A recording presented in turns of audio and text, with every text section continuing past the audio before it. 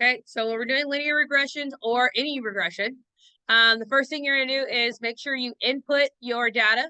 To input the data, we press stat 1, and then we input the data. After we do that, we're going to go back to the calculator page, which you don't have to anymore. You can now just press stat. So on the updated calculators, you can just press stat and go to the stat window. Now, once you're at the stat window, this is where these are going to change. So if you're doing linear regression, then it's going to be for lin reg, and it looks like this for the most part. When you're doing quadratic regression, that's where you're going to press 5, and it's going to say quad reg.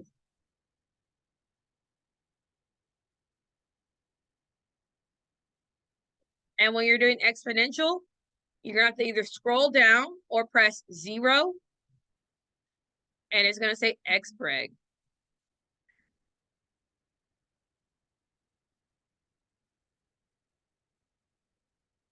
Okay. Another thing that I want you to make a note of is how to turn on your stat. After you input your data to look at it in this as a graph, we want to be able to graph it and look at it. This right here, I didn't want to add all this at first because I didn't want you to be overwhelmed. The full steps are in your notes for this section. Also are posted back in Unit 1 on Unit 1 notes on Canvas. But if you want to be able to plot the points, that's where you're going to go to y equals. So you would press y equal, and you arrow up. That's my arrow up. And you're going to turn on the plot. So you arrow up to plot 1, and then press enter. Does that kind of ring a bell? And then after doing that, in order to get to see it on your calculator, you're going to press zoom. So we then press the zoom button. And after we press the zoom button, we're going to press 9.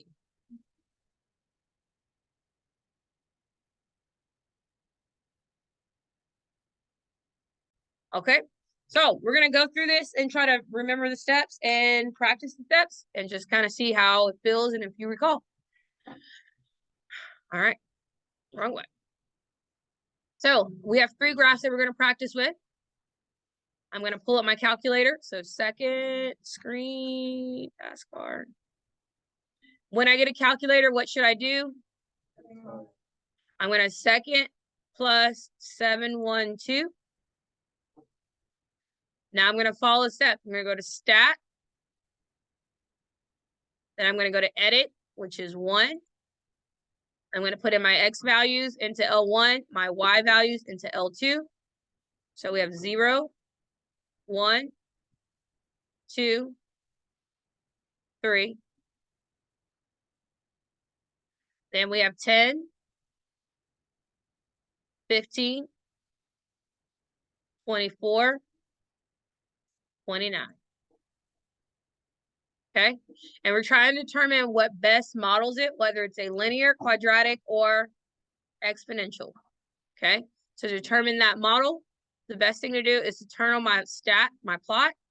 So I'm going to go up to y equals, turn on my plot, and once it's blinking in bold, that's how I know it's turned on. And then I'm going to go to zoom and go to 9 for zoom stat. What this does is it shows me my data. So now I'm not having to guess which one, right? So looking at what we have, what would be the best model for our data? Linear. So our best model would be a linear. So when I go back to stat calc, I'm going to choose 4 for lin reg. Does that make sense? So go back to stat calc, and I'm going to choose 4 for lin reg. And now I want it to calculate.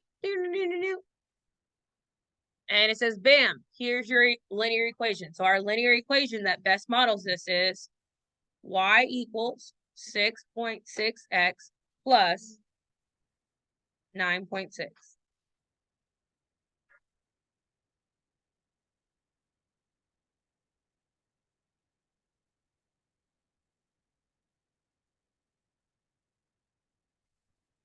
Okay. So we're gonna do it again, but we're gonna do it for this set of data.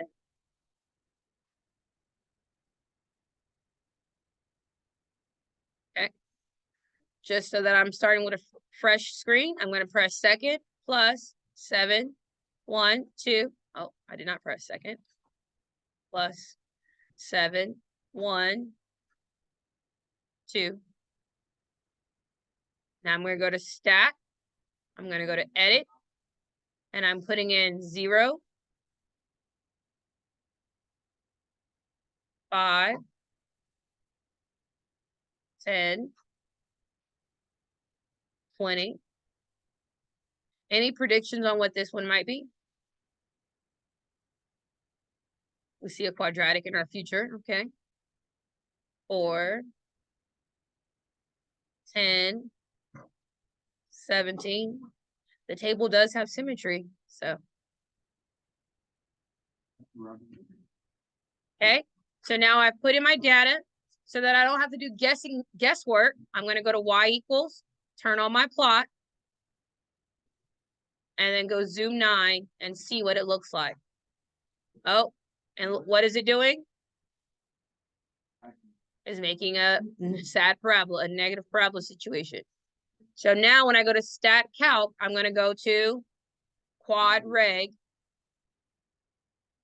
and then calculate.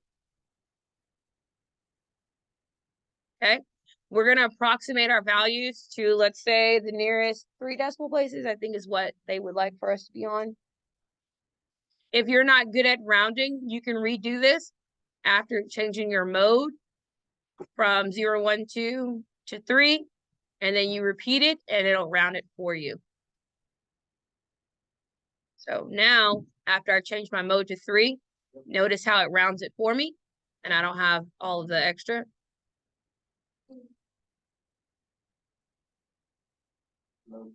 Yes, you change from float to how many decimal places you want to follow. Okay, so now we have our equation. So our equation is y equals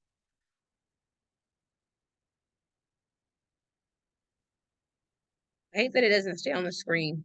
Negative 4700 x squared plus 1 and 356x plus 4 and 38,000.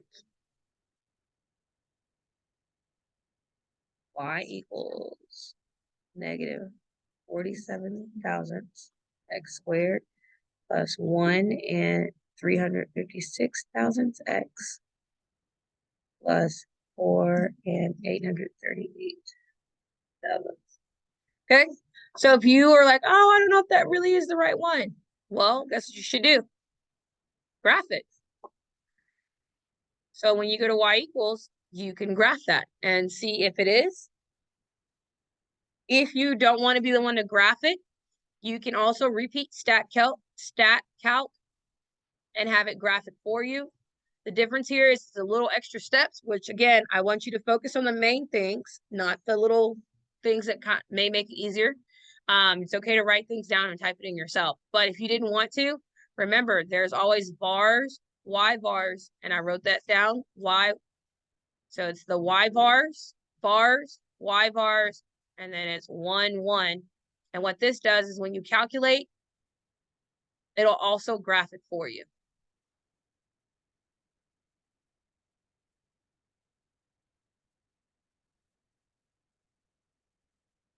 Okay. All right, so I'm going to pause and let you guys do the last one from start to finish with your table. So try it. Again, hopefully this doesn't sound foreign, but sounds familiar. Thank you for the ones that are following along. All right, so on the last one again, I cleared my calculator. Now I'm going to go to stat edit, and I put in 0. 0, 1, 2, 3. And then I'm going to put in 4, 15, 70, and 500.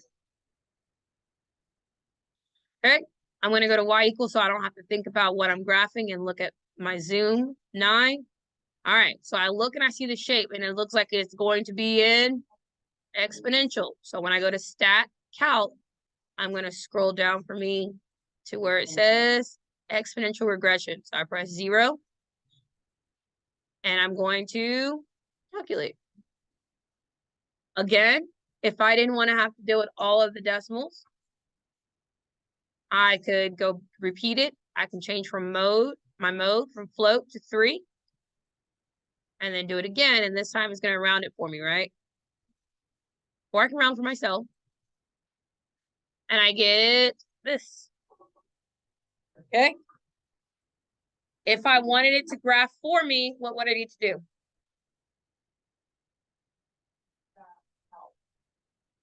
There we go. I would do the stat calc vars. So if I wanted to graph it for me, I would need to go to store regression equation. It's going to be vars, y vars, 1, 1. And I'm going to calculate. And now when I go look at the graph, what does it does for me? It graphs it for me. And is it a pretty good model? Pretty good model. Okay. All right, so my equation is 3.44 times 4.966.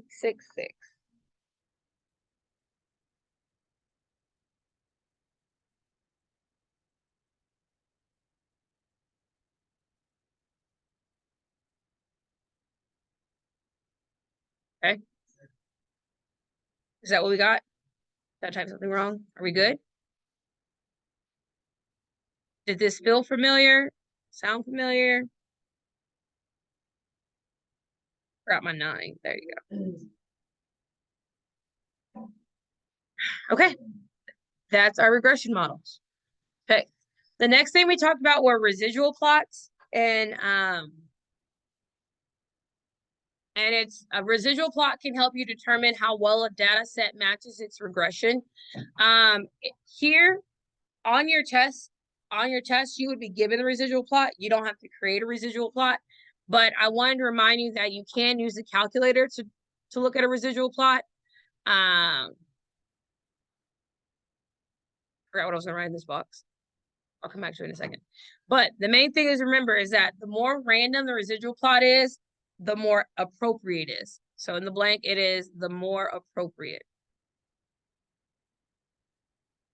You don't want all of your squares or points up above or all of them below. You want it to be kind of equally dispersed. The more of a pattern there is, the less appropriate. You want them to be close to the x-axis, but you want them to toggle between being up and down. So like if you think about it, if I have the same amount that are above and below, the more accurate it is. But if it's perfect if it touches, right? That's going to be our perfect situation. Okay. All right, so that's kind of the summary, and I think that's all. As I was going to write more, but just for your test, all you need to remember is that the more random the residual plot is, so the more dispersed above and below we have, the more appropriate it is. And the more pattern that exists, the less appropriate it's going to be, okay? That's the main gist that you need to know for the final. Capiche?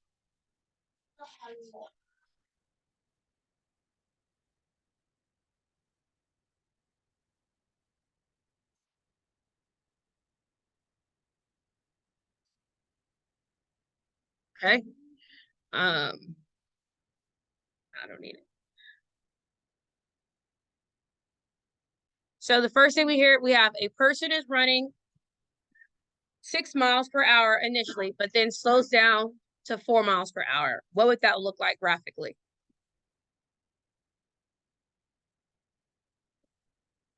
Huh? Not a negative because I'm running. So if I'm running 6 miles per hour, that's a slope, right? Miles per hour is a slope. And then 4 miles per hour. So I'm going to be running really fast, right? Exactly. So I'm going to be running really fast.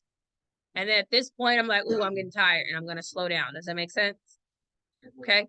That's what you need to be able to do is be able to read and interpret the graph. So this is when I'm going 6 miles per hour. This is when I'm going 4. I'm still moving. I'm just not moving as fast. It's just not as steep. Okay. So same situation here. A person starts off earning $14 per hour, but then gets a raise to $18 per hour. What's happening here? So I'm here, and then I get a raise, and it's going to go, not like that, but not that steep. I didn't get that much of a raise. I did not get that much of a raise. No. Yeah, it is. It's a really good raise. You're probably like a shift manager now. Yeah. I know I went like, woo, almost. All right. So that concludes part 1.